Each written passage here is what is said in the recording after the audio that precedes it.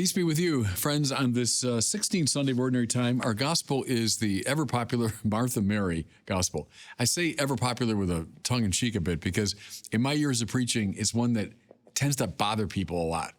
I've heard more and more criticisms, like, I don't know what's going on there, Father, explain that to me. So we'll get to Martha and Mary, but I want to focus first on reading number 1, which is really extraordinary from the book of Genesis. It's part of the cycle of stories about Abraham, and it's really weird. It's a weird story, and it's intrigued the tradition, both theological and artistic. In fact, one of the great icons of the Trinity is based upon this scene. And here's how it opens. The Lord appeared to Abraham by the terebinth of Mamre. So Abraham is there at the hot days by this tree, and he's in tent. And it said, clearly, the Lord appeared to him. So God is making an appearance. Now, often in the Old Testament, God's presence is mediated by the angelic. But now listen. So he's sitting at the entrance to his tent, the day is growing hot. Looking up, Abraham saw 3 men standing nearby. When he saw them, he ran from the entrance of the tent to greet them. And bowing to the ground, he said, "Sir, if I may ask you this favor, let me, wait on you." All right. There's a lot going on here in this strange little story. So we've been told already the Lord's appearing. Well, how interesting that he appears in the form of 3 men or 3 angels. Why 3? Well, the Christian mind right away is intrigued by this, that God is somehow a play of 3 in 1. Looking up, he sees them, and then he runs to greet them. Now, this is in some ways the key to the whole story. When God appears to you, you don't sit around. You don't wait till tomorrow. You don't put it off because there's something more important. No, you run. See, when the Lord is coming into your life, you don't mess around. You don't compromise. You run to the Lord. But then, see, this is what I find so intriguing. He runs, he greets them, he bows. So, again, this is an acknowledgement of the divinity of what's appearing to him, bowing to the ground. That's the attitude of worship, okay? But this is what I find really interesting. He says, "Sir, if I may ask you this favor." Why? He's addressing 3 people, right? Why does he just say, "Sir"? There's a weird play here of plurality, the 3, and the 1. Because we're told the Lord appeared, so that's the one God, but he appears in terms of these 3 men whom Abraham worships, so that's appropriate to God. But then Abraham refers to them as "Sir," as one. Do you see now why the tradition saw in this scene something kind of weirdly interesting about the triune quality of God? But then Abraham ran, he bowed, and then, boy, does he get going. He's ordering his servants, "Let some water be brought. You may bathe your feet. Then rest yourselves under the tree. Now you've come this close to your servant. Let me bring you a little food. You may refresh yourselves. Afterwards, you may go on your way. Let me be of complete service to you." That's what he's saying. Now, Abraham is a prominent figure. He's a patriarchal figure. He was indeed part of ancient, Middle Eastern hospitality to be kind to visitors that come upon you, because in that desert culture, it was often a matter of life and death. Someone just comes upon you, they might have been wandering for days and they need food and drink. So that's understandable on the surface level. But the really interesting thing is the deeper level.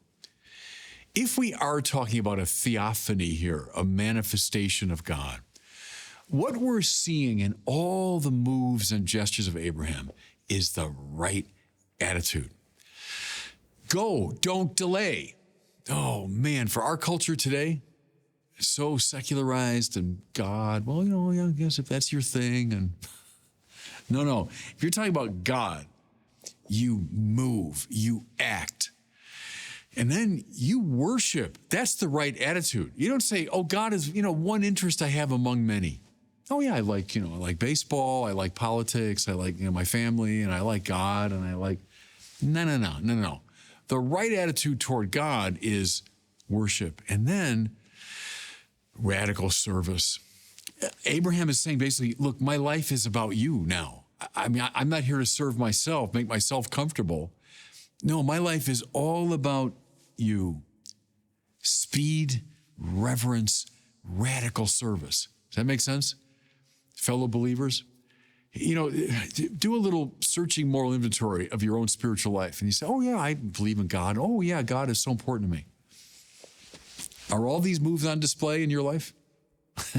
Do you act, you move when the Lord has come near? You worship him faithfully and regularly. Oh, yeah, God's so important to me. When was last time you went to Mass? Oh, 10 years ago. Then you're not taking God seriously. Oh, God is the center of my life. Well, how often do you serve God? Do you show me exactly how you're giving your life to God? Oh, well, I don't really have time for all that. Then you're not serving God.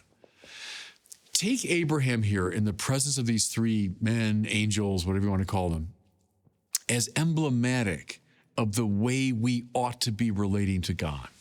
All right, now, the church gives us this reading as a kind of propedeutic to reading the familiar Martha Mary story. And I think it does provide the right interpretive framework for this, again, controversial story. So we hear Jesus enters a village where a woman whose name was Martha welcomed him. She had a sister named Mary who sat beside the Lord at his feet, listening to him speak.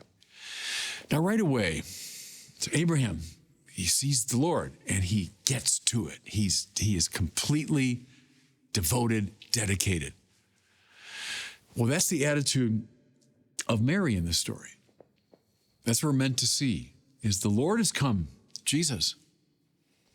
What do you do when Jesus presents himself to you? Well, you don't mess around. You don't say, well, I'll get around to it. Well, let me take care of, X, Y, and Z, and then. No. She's about one thing. She's about one thing. She is focused on the Lord, right?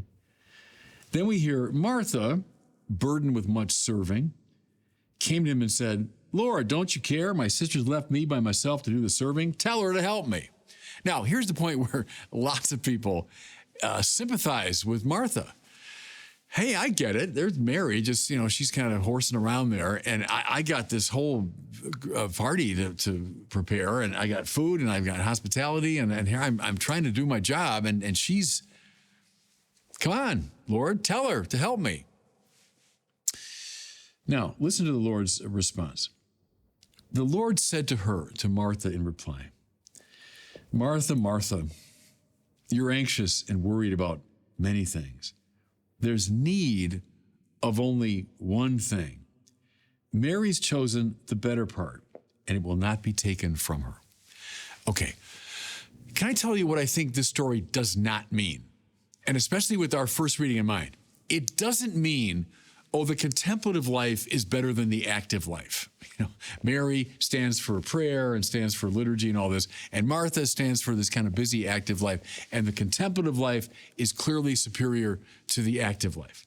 Now, I know that interpretation has been given up and down the centuries. I don't think that's what it's about. And one of the signs is Abraham in that first reading, he's fussing around with lots of hospitality, fetching water and preparing the meal, and he's like Martha, isn't he? He's very involved in hospitality. So you say, okay, well, what's at stake here? What is the issue? Listen again to the Lord. Martha, Martha, you are anxious and worried about many things. All right, this is life, right? We can all identify with her. Right now, as I record these words, I'm thinking about the day ahead of me, which has a lot to do with the governing this diocese of Winona, Rochester. I'm thinking about a trip I have got to make. I'm thinking about preparations I have to do for talks. I'm thinking about this meeting I have in Washington in about 10 days. I'm anxious and upset right now about a lot of different things. Well, that's life.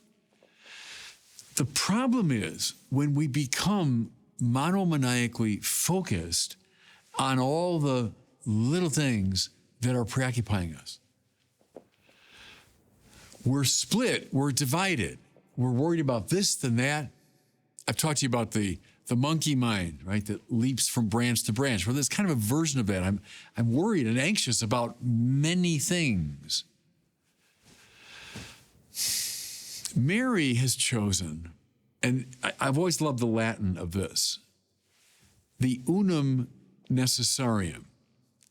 That means the one thing necessary. What's that? God and the love of God. When God comes into your life, God makes himself present. That's what your whole life is about. Your whole attention should be focused on God. God, listen now, cannot become one of the many things that you're worried about. See, that's a metaphysical mistake. If I say I'm worried about this, about that, about this person, about this thing, this trip, and so on, and I'm worried about God, what have I done? I've made God into some being in the world. So one of my many preoccupations. God, we say, with Thomas Aquinas, is the sheer act of to be itself. That's to say, that which creatively undergirds and gives rise to all of reality. He's not one concern among many. God is the unum necessarium, the one thing necessary. Now watch. When I am completely focused on God in this intense way, I've not left behind the many things. Rather, I place the many things in their proper context and framework. Martha is the splintered soul, the splintered self, and she's flitting from flower to flower and from worry to worry, anxious and upset about many things. Mary has chosen the unum necessarium. So now she's in a position to handle the many things. See, I'm not playing one off the other, like that's good, that's bad. No, as Augustine said, love God and then love everything else for the sake of God. Now you got it. Now you got it. Now you brought Martha and Mary together. Love God. Unum necessarium. God appears, you run, you worship, you serve. God is the one thing necessary. And in that very move, now all the many things I'm concerned about find their proper place. Look, we're all sinners. And so what happens to us is, oh, I'm so worried about this. I'm so worried about that. Now I'm worried about this. Oh yeah, and there's that coming. And before I know it, I'm a basket case of nerves because wherever I look, there's something to concern me. How about I'm focused on the unum necessarium? Okay. Only in God is my soul at rest. There's the interior castle. There's the place of peace. And from that serenity of soul, I can now find the right attitude toward all the many things that preoccupy me.